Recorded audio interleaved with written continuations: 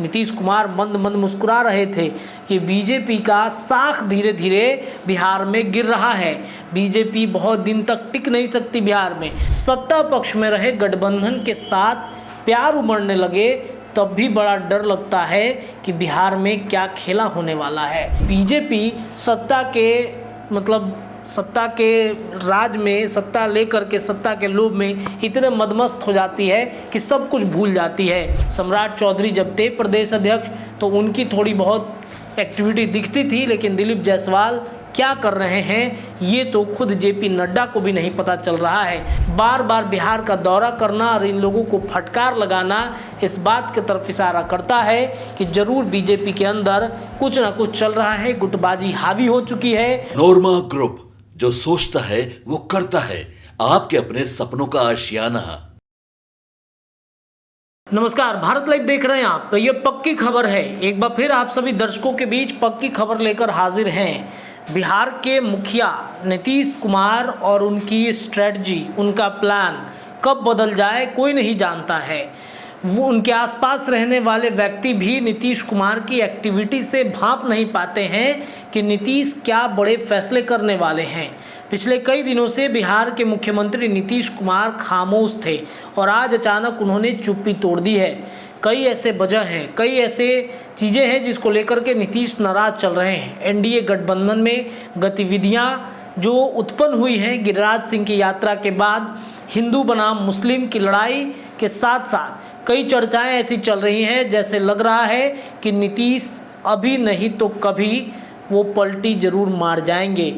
बिहार में नीतीश कुमार के पाला बदलने की कहानी कब लिखी जाए ये कोई नहीं कह सकता है। नीतीश जब जब खामोश होते हैं तो उसके पीछे की वजह भी होती है और खामोशी के बाद अचानक से सत्ता पक्ष में रहे गठबंधन के साथ प्यार उमड़ने लगे तब भी बड़ा डर लगता है कि बिहार में क्या खेला होने वाला है।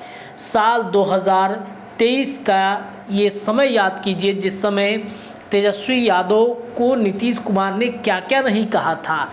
उन्होंने कहा कि अब इनको ही आगे बढ़ाना है। अशोक चौधरी के कंधे पर सर भी रख दिया था।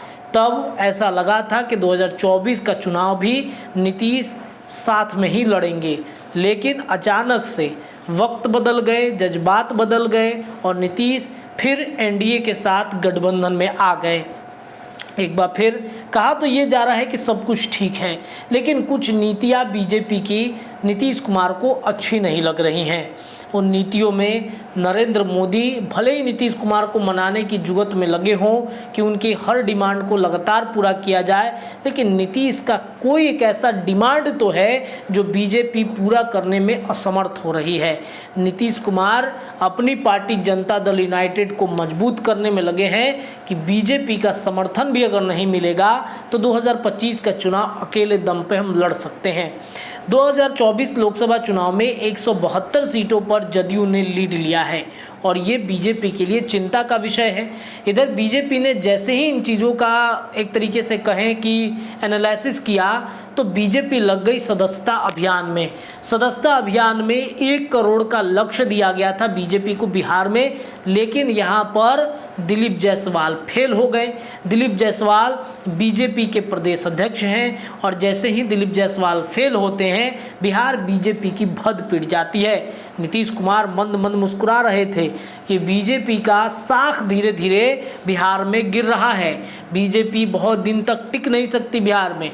अचानक से नीतीश के साथ आकर बीजेपी इतने कंफर्ट जोन में चली जाती है जिसका अंदाज़ा नहीं लगाया जा सकता है। नीतीश एक ऐसे व्यक्ति हैं, नीतीश की पार्टी एक ऐसी स्थिति है कि जो भी उनके साथ जाता है कंफर्ट जोन में चला जाता है। इससे हानि नीतीश कुमार की पार्टी जनता दल यूनाइटेड को नहीं है, उनके साथ जो गठबंधन में साथी हैं उनको हानि होता है। हालांकि चिराग पासवान, उपेंद्र कुशवाहा, जीतन राम मांझी इसको भली भांति समझते हैं। वो सिर्फ सत्ता में रहकर अपना एक जनाधार बनाने की कोशिश में लगे रहते हैं और इस वजह से नीतीश पर वो बहुत ज़्यादा भरोसा भी नहीं करते हैं।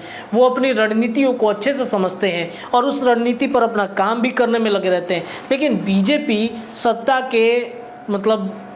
के राज में, सत्ता लेकर के सत्ता के लोभ में इतने मदमस्त हो जाती है कि सब कुछ भूल जाती है।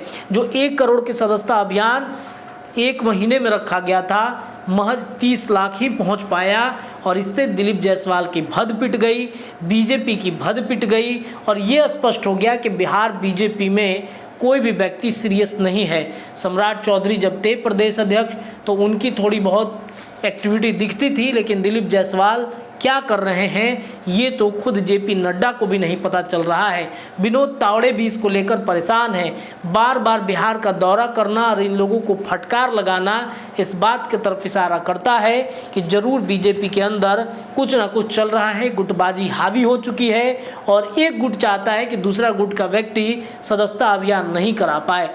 इस सदस्यता अभियान में ऐसा नहीं है कि बीजेपी के कई नेता अव्वल दर्जे पर नहीं हैं, अव्वल दर्जे पर हैं, टॉप में चल रहे हैं। नितिन नवीन की बातचीत की जाए, कई ऐसे विधायक हैं मोतिहारी, सारण, छपरा, सिवान के, जहां पर ये अच्छे से लोगों को समेट रहे हैं, सदस्यता बना रहे हैं। लेकिन राजधानी पटना में नितिन नवीन और ऋतुराज सिन्हा को छोड़ दिया जाए तो बहुत ही कम ऐसे व्यक्ति हैं जो इस टारगेट को छू पाए हैं, जिस टारगेट के तहत जेपी नड्डा राजधानी पटना पहुंचे थे।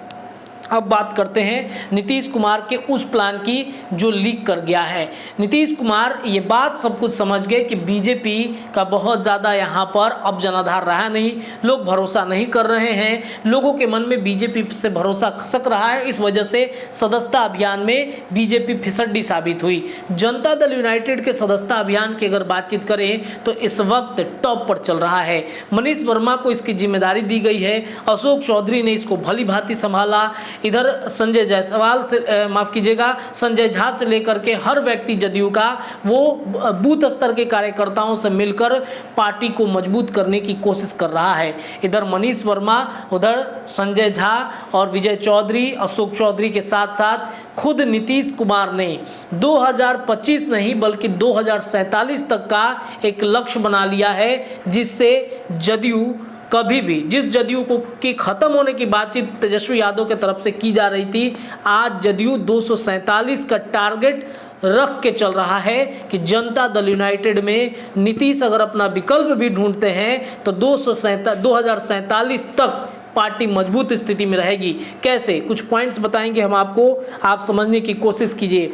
बिहार के मुख्यमंत्री नीतीश कुमार 2025 नहीं 2024 पर मिशन 2024 नहीं बल्कि 2047 तक विकसित राज्य बनाने के लिए एक विजन डॉक्यूमेंट तैयार करके रख लिया है। इस डॉक्यूमेंट में बिहार के भविष्य की योजनाओं का खाका तैयार है।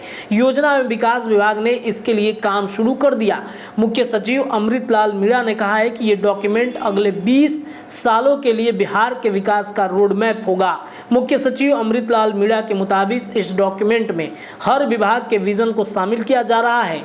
बिहार को विकसित राज्य बनाने के लिए क्या क्या करना होगा, इसकी पूरी योजना होगी। साथ ही ये भी बताया जाएगा कि बिहार अपने लक्ष्य को कैसे प्राप्त करेगा। यह दस्तावेज अगले 2 सालों के लिए बिहार के सामाजिक आर्थिक विकास की रूपरेखा तैयार करेगा, साथ ही सतत विकास के लक्ष्यों के साथ इस पर अपना नजर रखेगा।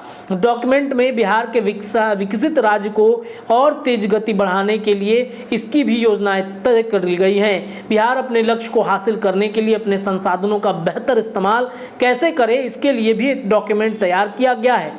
50 करोड़ रुपए से ज़्यादा की योजना पर प्रोजेक्ट पर मॉनिटरिंग ग्रुप के नज़र रखी जा रही है। इसके लिए तकनीकी पोर्टल्स भी बनाए गए हैं। इसकी शुरुआत के लिए एक विशेष टीम का गठन किया गया है। इतना ही नहीं, हर जिले में बूथ स्तर के कार्यकर्ताओं को बड़ी एक जिम्मेदारी दी जा रही है। ये बिहार विजन 2047 डॉक्यूमेंट राज्य के विकास के लिए एक महत्वपूर्ण कदम है। इससे प्रदेश में विकास को गति मिलेगी और बिहार 247 तक विकसित राज्य बनेगा और ये बिहार में नीतीश कुमार के वजह से ही संभव हो सकता है। अब जिस जदयू को खत्म होने की बातचीत की जा रही थी, उस जदयू का टारगेट आप समझिए कि 2047 तक कितना बड़ा लक्ष्य लेकर चल रहा है।